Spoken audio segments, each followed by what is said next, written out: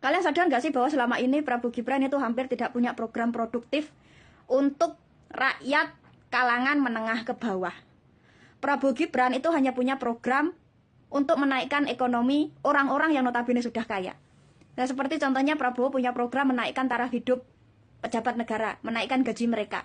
Sedangkan Gibran itu hanya fokus untuk menjalankan hilirisasi nikel. Sedangkan kita semua tahu ya, hilirisasi nikel itu proyek besar. Proyek yang tentu tidak berdampak ekonomi kepada orang yang levelnya menengah ke bawah. Seperti contohnya peternak bebek, peternak kambing, peternak sapi. Tahu apa mereka dengan hilirisasi? Punya dampak apa mereka? Terdampak apa mereka dengan hilirisasi nikel? Hampir tidak ada. Yang terdampak adalah orang-orang yang notabene sudah kaya, yang punya koneksi untuk mengatur atau memanage hilirisasi nikel tersebut. Nah, sedangkan orang-orang yang level ekonominya menengah ke bawah itu hanya diberi program konsumtif seperti makan siang gratis, terus bansos, BLT, itu saja. Nggak ada program produktif untuk menaikkan taraf hidup mereka secara bermartabat.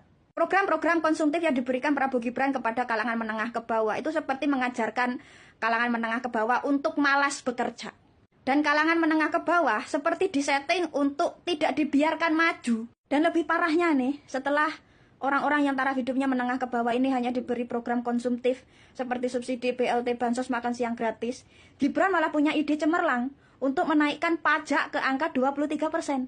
Nah, lucunya ada orang yang mendukung orang yang secara tidak langsung mencekik orang miskin untuk semakin miskin. Gak tahu deh pola pikir pendukung Prabowo Gibran itu gimana.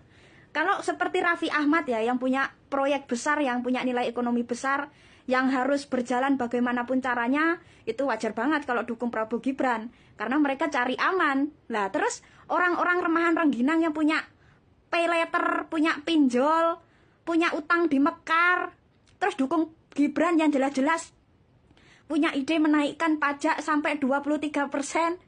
Itu otaknya loh di mana?